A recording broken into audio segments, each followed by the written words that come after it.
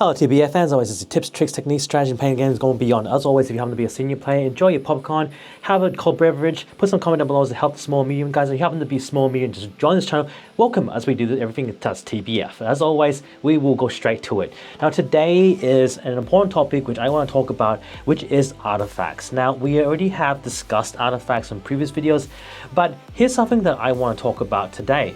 We know already that we have most artifacts that covers generally all the captains that's there to some degree.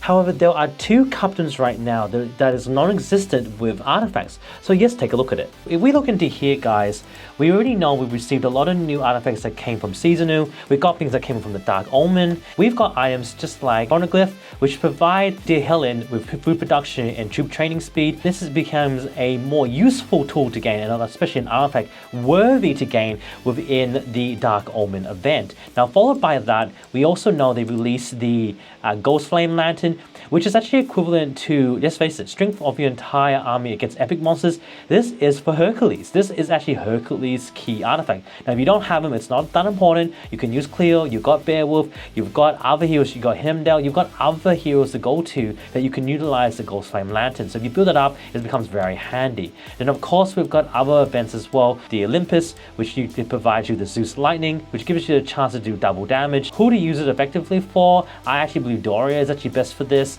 but then of course your choice of who you want to connect it to, and that's your decision. And then of course you gain things, equip exploration, efficiency, which is the Torch of Olympus, which is fantastic for Carter. And that was only introduced a couple months ago for the Olympus, provided for Carter, which is fantastic. Now, we guys already well know, we've got items like Heart of the Forest, which provides army full strength, and also the Crown, which is army strength and help against other players, which is made and set within the Seasonal Kingdom. However, in saying all that, we've got things for Store, we've got things for Cleopatra, we've got things for pretty much everyone that's associated and accounted for, but we are missing two particular captains. And who would they be? It would be Firehead, and also it would be Ayora. Ayora dealing with construction speed, and of course Firehead dealing with recharge speed. Why would these two be missing? And why would it not be seen as effective items, as some people have argued? But I'll tell you this, I don't believe that's the case at all. I actually think that by having these two artifacts in place for these two captains would be a very good thing, because let's face it, research is expensive, right? Construction is expensive. Building things costs a lot more. And if the construction item or a artifact that assists with research reduces the time of doing both areas, that's only going to speed up our game and reach our goal a lot faster. Because let's take a look, guys. So frankly, we all know that, especially when you're small, gaining these type of resources is difficult to make, right? It's not easy. Research just costs more and more and more as we develop ourselves. And as we get into the higher levels, we find ourselves faced with that challenge where everything now costs within the trillions. Just to be able to gain any traction whatsoever, it actually costs us an arm and a leg. So with that in mind, if there was a research thing that helps decreases the time taken instead of like 1,000 days, and yes, it takes 1,000 days or so much more just to level up, it would actually significantly increase our ability to speed up our development and growth a lot faster. So I think a research item would be fantastic.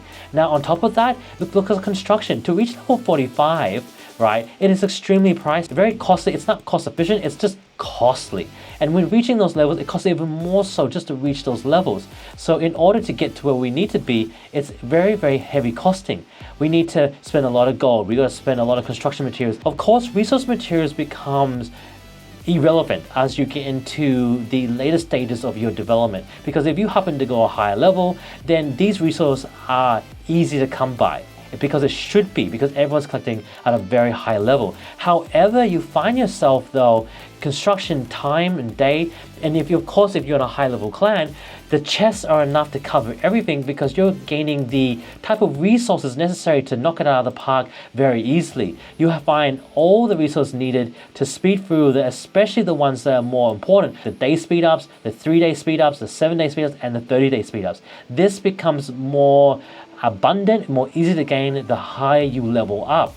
But it still wouldn't hurt having a construction-based artifact, because if that way it reduces the time load that's needed, which yes, it will be like 1,000 days or more as you level up, it will reduce the time needed. And on top of that, I think it will also help within the research-based and construction-based tournaments, because if you take a look at it, guys, that's to go through it. I don't know if it's going to show it here, but just take a quick look. You'll be looking at tournaments such as the castle development as you build. That would be great and very efficient if such an artifact exists. And then you've got the other one, which is a scientific progress, which is of course is for Firehead. If you had that type of artifact, that would increase the speed for building to get a spot within the scientific progress tournament, right? So that's actually two very, very handy tournaments that if such artifacts existed, it would make it a lot easier. In fact, a lot more easier than anything else. Surprisingly enough too, I think it actually would really help with crafting equipment too, to reduce the cost, and that would be really handy. So having such things as the construction artifact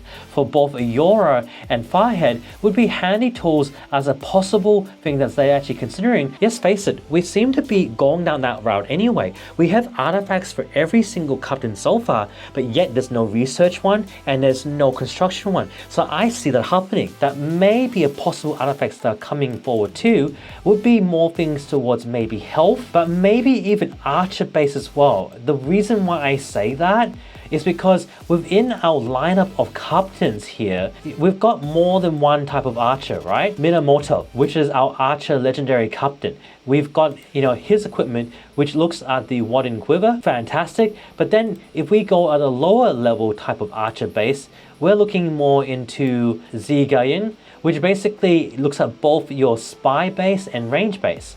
So we don't have something like that looks into. So maybe that's another artifact to pay attention to. Could there be one which is based for a double base? Because we got stuff that's both for health and strength, but why can't it be for scout and range, right? So maybe there are other things in mind to take accountable that we may be yet to see what score-wise would produce. And yes, face it, Hemdao has been introduced as well, and strength for an entire army. I would not be surprised if the next artifact that comes out within season would be related to Hemdao and about pump him up, because he is a captain worthy to have if you haven't unlocked him yet in season. Again, FYI guys, as I've said this before, if you're earning and unlocking particular artifacts or even captains within seasonal, you can only earn their stars within seasonal. All their stars for their captain base, which is Bear with stars, Skater star levels, and Hemdale star levels, these are all gained with seasonal only. Revelation is no different also when you look into Heart of the Forest. The stars can be only gained when you're in seasonal. And again, the last item that so far has been introduced, which looks into the, of course, the Forest Crown. Again, star levels that can only be earned through seasonal. Now, it is unfortunate, but it is the plain truth. Certain things can only be achieved in certain areas. But it's not the end of the world. I mean, look at Helen, for example, with the Chronoglyph. That's earned through the Dark Omen, that's earned through the normal tournaments for the kingdom, and that's achievable, right? And that's fantastic. On top of that, this great item that was also introduced, the Ghost Flame Lantern. Again, can only earn these star levels when you're going through the event, through the Dark Omen event. So that's where you unlock those particular artifacts for both Helen, a Ghost Lantern, which is used for Hercules, or of course for your other captain. So we got to keep that in mind. I don't know what's going to be released. We are left pondering still what Score Warriors will ultimately end up doing in producing these new artifacts. But I have to say, since the introduction of these artifacts, it has been literally a game changer in really giving more power-ups than ever before, and the strength and the capacity for our able to gain more valor and more CP points than ever before in this game. So this is actually interesting which direction they're going to take. So as always, I want to keep this short and simple, but if you want to call up with me, reach out to me. I'd love to go on a Zoom call, and if not, leave a like, subscribe, put a comment down below, and I'll see you guys again in the next PBF episode. Bye now.